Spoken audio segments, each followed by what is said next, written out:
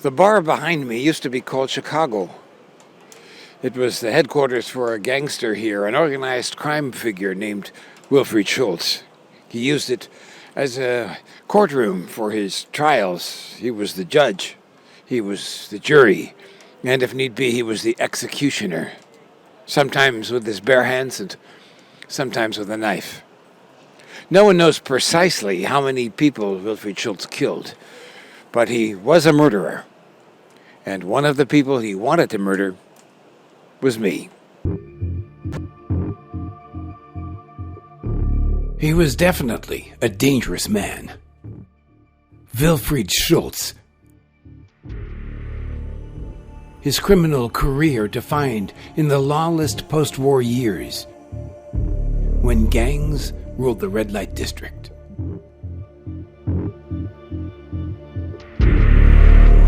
One by one, he took his competitors out. With the help of a corrupt police detective named Sulzdorf, he took control of organized crime.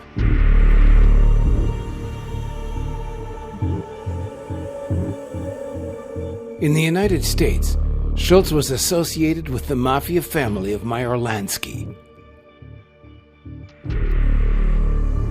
In Hamburg, he had over 200 police officers on his payroll. The thugs around him feared him. So did City Hall. Officially, they denied the existence of organized crime in Hamburg.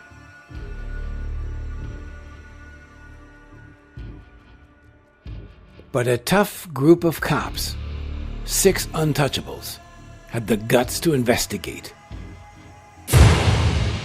They produced a confidential report on Wilfried Schultz. Several journalists were familiar with it, but their newspapers wouldn't go near the story. I produced it for WDR Television in Cologne, and we went on the air. The story launched an earthquake. Omerta, the Mafia code of silence, had been broken.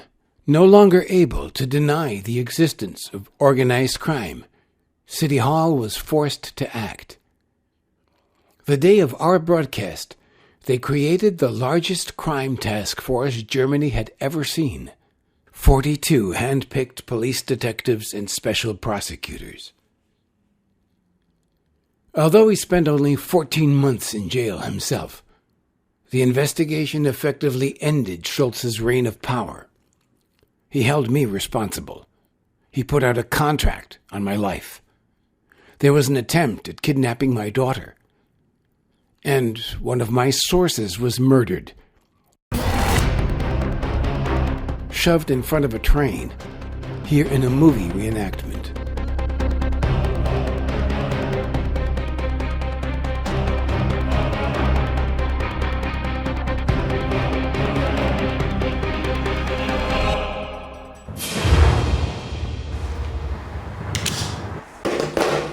Police recommended this, a .357 Magnum.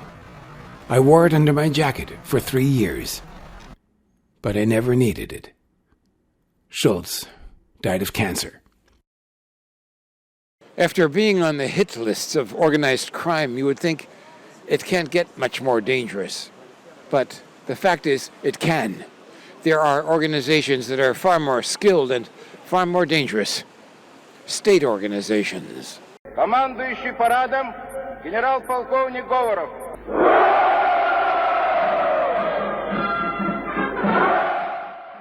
In the 80s, the Cold War was in full swing.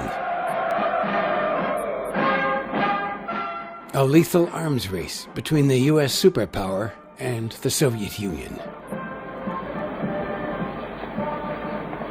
It was a battle, often bloody, for world domination. This chapter of my life began at my desk.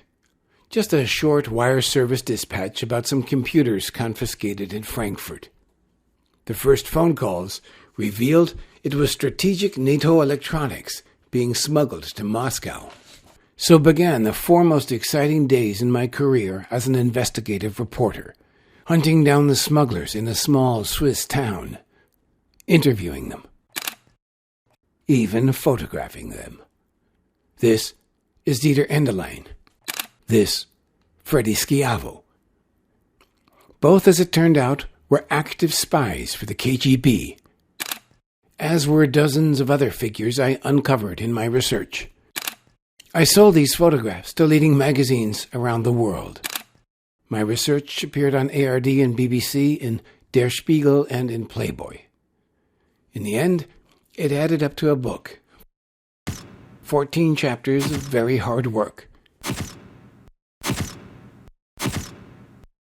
It was published in 12 countries, and suddenly I had the status of book author and espionage expert, reading at bookstores, speaking at the lecture circuit at security forums. In Bonn, I was once even slated as a speaker beside the president of Verfassungsschutz, Germany's domestic spy service, and the president of BND, Germany's foreign intelligence service. Such activities did not go unnoticed.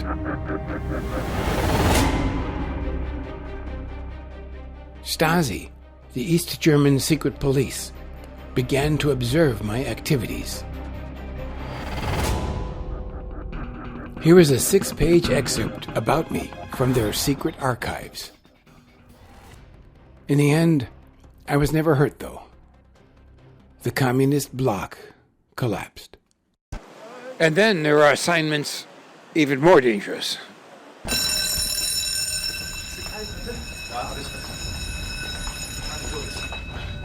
This is the stairway of a 5-star hotel. Location, Riyadh, Saudi Arabia.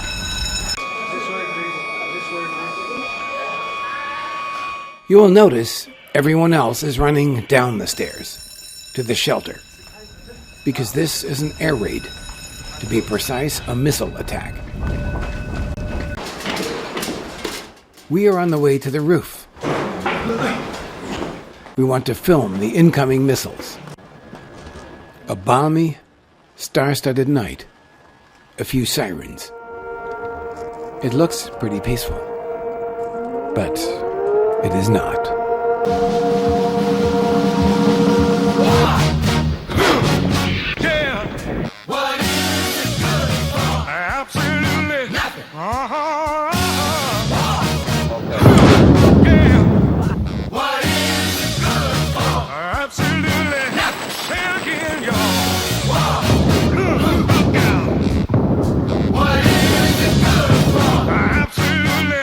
To me.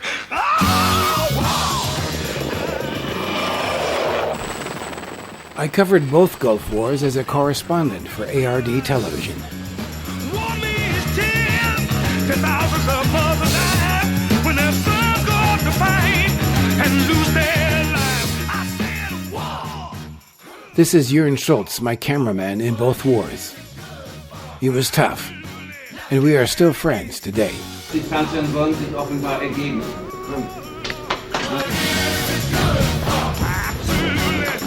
Listen to me. Wow. It ain't nothing but a heartbreak.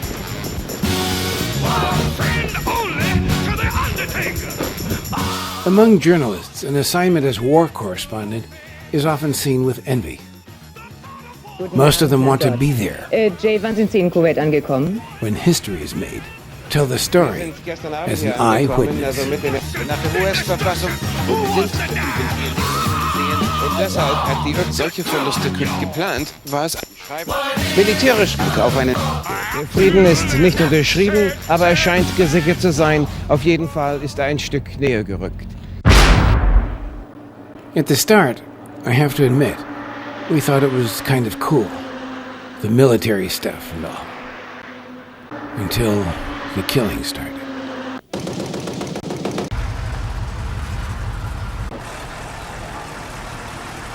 We were fired upon several times.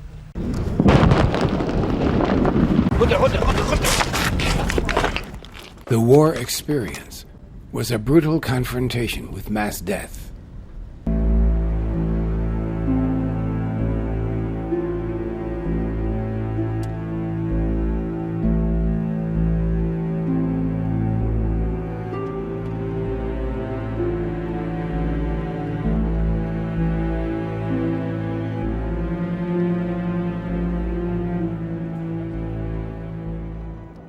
People were dying all around us.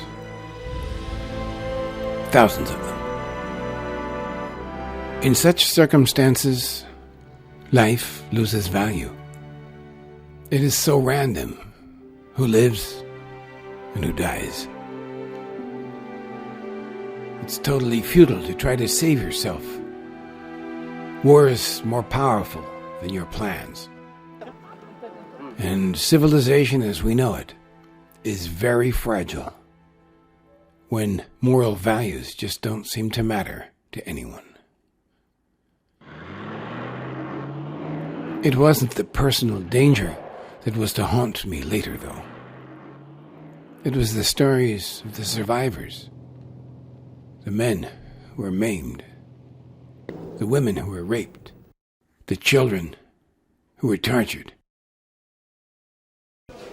Returning home from war was very strange. There was no counseling, no transition time at all. I was on the battlefield one day, back at the office the next. I wrapped up my career at German Television doing desk duty, 13 years as executive news editor at the network news program Tagesthemen. Certainly, it was a prestigious job with executive pay, but rarely challenging, often tedious. Hier ist das erste deutsche Fernsehen mit einer Extra-Ausgabe der Tagesthemen. I retired early, and they were kind. Wenn die Dynamik von Jay fehlt oder einfach die Entschlusskraft, jetzt schnurstracks ins Studio zu gehen. They produced a 30-minute breaking news special in my honor. Farewell, lieber Jay, wünschen wir dir, wir von den Tagesthemen.